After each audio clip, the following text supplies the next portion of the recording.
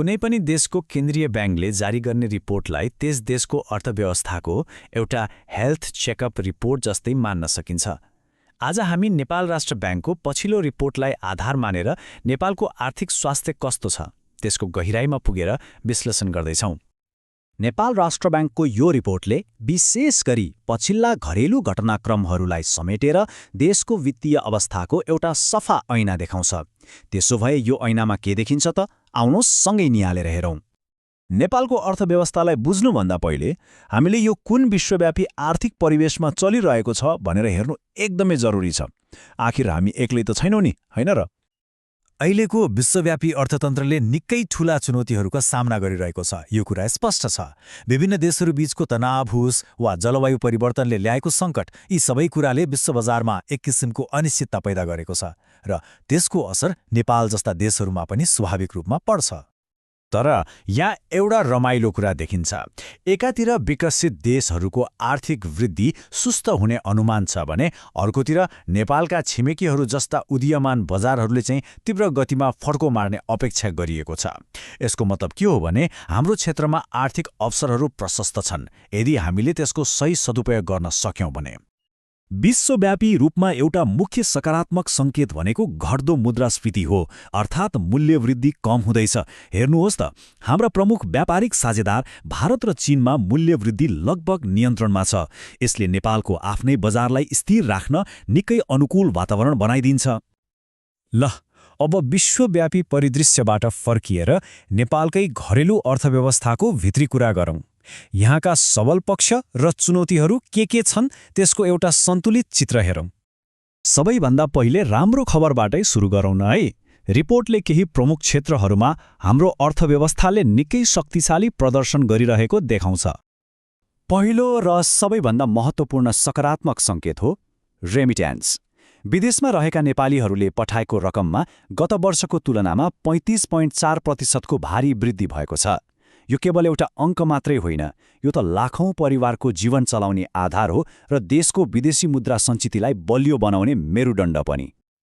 त्यसैगरी निर्यातको तथ्याङ्क त झनै उत्साहजनक छ। पहिलो 3 महिनामा निर्यातमा झण्डै 90% असाधारण वृद्धि देखियो। यसले के सङ्केत गर्छ भने नेपालमा बनेका सामानहरूको अन्तर्राष्ट्रिय बजारमा माग बढ्दैछ, जसले हाम्रो व्यापार घाटा कम गर्न पनि मद्दत पुग्छ।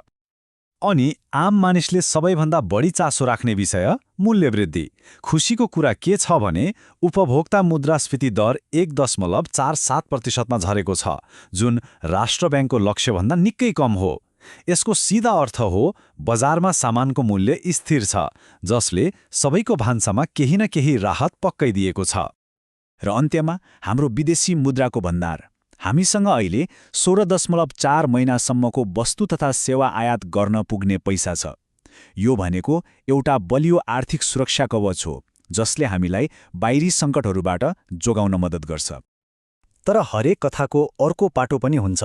एकातिर बाह्य क्षेत्र बलियो देखिए पनि देशभित्र भने केही चिन्ताका विषयहरू पनि छन्।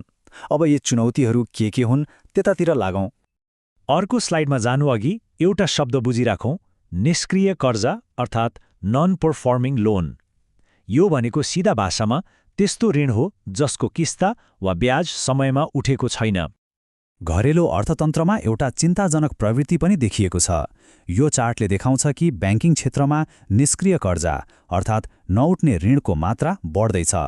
विशेष गरी वित्त कम्पनीहरूमा यो 12.5% भन्दा माथि पुग्नुले वित्तीय प्रणालीमा केही तनाव रहेको सङ्केत गर्छ। यो आर्थिक स्वास्थ्य परीक्षणमा केही समस्याहरू देखिए।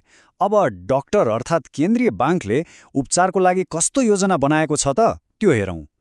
त्यसो भए यो आर्थिक स्वास्थ्य सुधार्न केन्द्रीय ब्याङ्कको उपचार योजना अर्थात् डाक्टरको सिफारिस के हो त? उनीहरूले केही महत्त्वपूर्ण कदमहरू चालेका छन्। केन्द्रीय ब्याङ्कले मूलतः 3वटा मुख्य कदम चालेको छ। पहिलो, ऋणलाई सस्तो बनाइएको छ ताकि लगानी बढोस्। दोस्रो, व्यक्तिगत र लघु वित्त कर्जाको सीमा बढाइएको छ, जसले गर्दा बजारमा पैसाको प्रवाह बढ्छ। र तेस्रो, कृषि र पर्यटन जस्ता महत्त्वपूर्ण क्षेत्रहरूलाई विशेष सहुलियत दिने व्यवस्था गरिएको छ। ल, अब हामी अन्तिम खण्डमा आइपुगेका छौँ। रिपोर्टको निष्कर्ष र ब्याङ्कका कदमहरूका आधारमा नेपालको आर्थिक भविष्य कस्तो देखिन्छ त? समग्रमा भन्नुपर्दा भविष्यको दृष्टिकोण सतर्क आशावादको छ। यसको मतलब के हो भने आशा गर्ने ठाउँहरू प्रशस्त छन्, तर जोखिमहरूलाई पनि नजरअन्दाज गर्न मिल्दैन। यो आशावादका पछाडि केही ठोस कारणहरू पनि छन्, जस्तै अन्तर्राष्ट्रिय रेटिङ एजेन्सी फिचले नेपालको ऋण तिर्न सक्ने क्षमतालाई स्थिर मानेको छ।